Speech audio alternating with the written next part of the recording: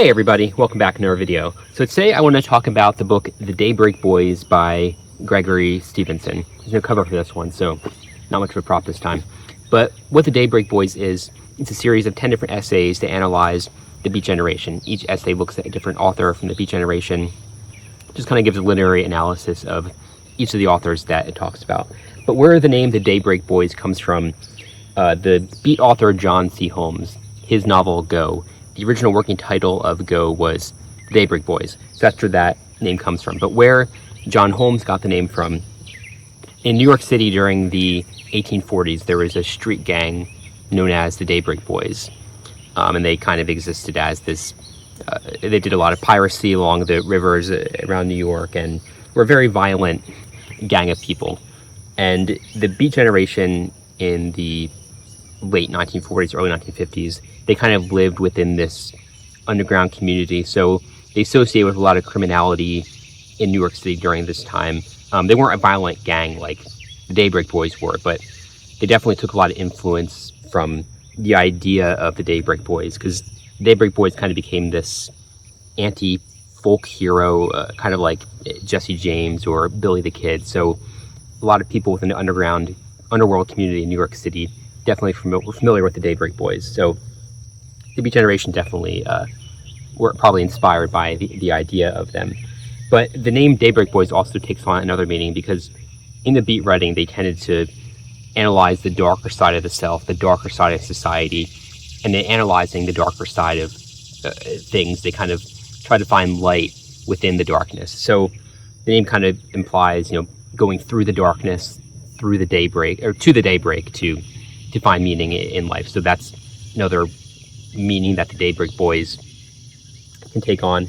But yeah, getting back to the book itself, it's definitely a very strange book.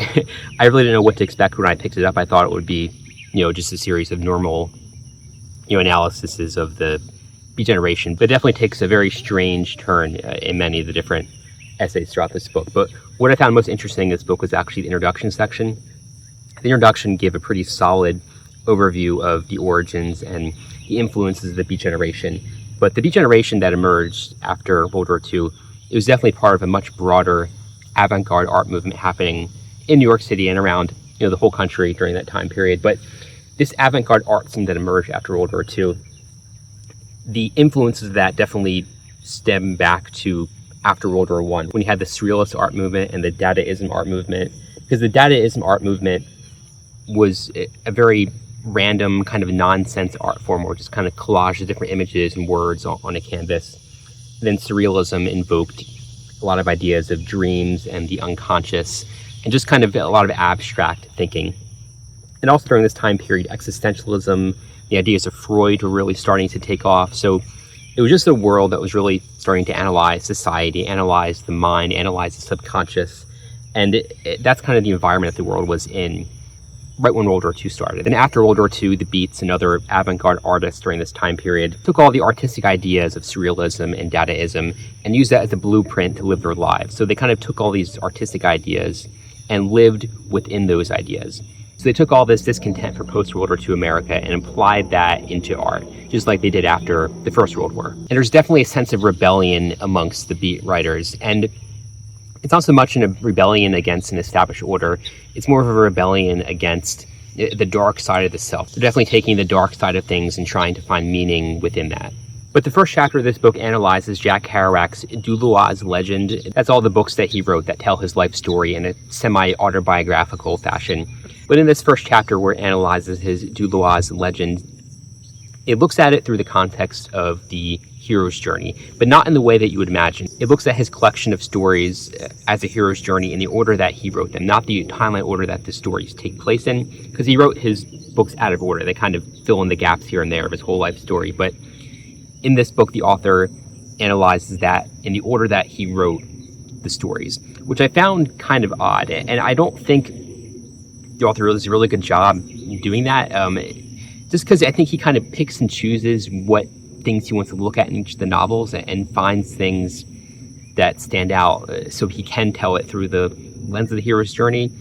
And it just seems a little weird. He doesn't really give any kind of conclusive conclusion in the end. It's just kind of all over the place. He just kind of analyzes each of his novels as he wrote them and just pulls out different things that make it seem like there's some kind of hero's journey in order that he wrote it. I mean, there is some things that are interesting. There definitely is some degree of a hero's journey in that. I mean, if you look at any story, I mean, Jack Kerouac's writing career, there's definitely a hero's journey arc within that. But I just feel like it's kind of a stretch to analyze the hero's journey through the order that he wrote his books. It just seemed kind of weird. Like he's just kind of looking for things to analyze that aren't really there. And the next section of this book that I found kind of interesting was when it talks about William Burroughs' writing. It goes in a couple different things about William Burroughs, but it really analyzed the cut-up method of writing that he did.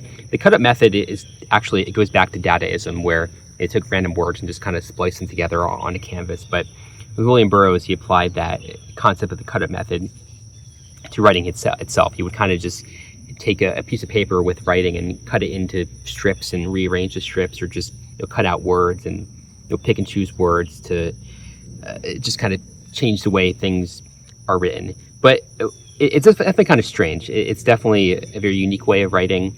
I don't know if it's a version of writing that I'm really into, but what I think it was getting at, it was just trying to redefine language, because language is made up of what we see, what we think, and what we say. And William Burroughs was trying to take all that and just look at it in a different light. And that's kind of what the cut-up method does. It just takes the words that we say and rearranges them and try to find meaning in the randomness of that. And the way that I kind of understand that is that our thoughts are raw materials, and the words and things that we say, that's the product that we make with those raw materials. So with the cut-up method, it's kind of showing that there's different products we can make with the raw material of thoughts in our brain. And William Burroughs definitely takes that, trying to find hidden meanings and just kind of being very out there with how he tries to redefine what language means. So definitely very interesting. Like I said, it's not necessarily a form of writing that I find very useful, but it's definitely interesting to read about how during this time period people were just trying to redefine what language meant. And most of the other chapters in this book are very, very odd. They just kind of find mysticism and just very strange meanings and connections within different beat writers. And it analyzes Allen Ginsberg, John Holmes, Michael McClure, Gregory Corso, just all the main beat figures, just kind of analyzes their writing. And I really didn't find many of these analyses of the authors and their work very useful to me. I'm kind of studying the cultural impact of beat literature, and it just kind of went into mysticism and legends and old religions and hidden meanings, and using that to analyze their work and find meaning in it. And I really didn't find it that useful to me personally. And sometimes I feel like a lot of the connections and meanings he's finding are kind of a stretch. But these authors that he's analyzing definitely did put these meanings in their work. They definitely did look for meaning in their lives in very strange ways and strange places. I think that definitely says something about that time period. People were definitely beginning to analyze life and society very differently. And that's kind of where the hippie movement started. You think of the 1960s as people finding meanings in very strange places, and that has its origins back in the Beat generation. And through the analysis in this book, you definitely see that was really beginning during that time period, and that's definitely kind of interesting. But like I said before, I feel like it's kind of a stretch, some of the things that he's looking for or finding in his analysis in this book.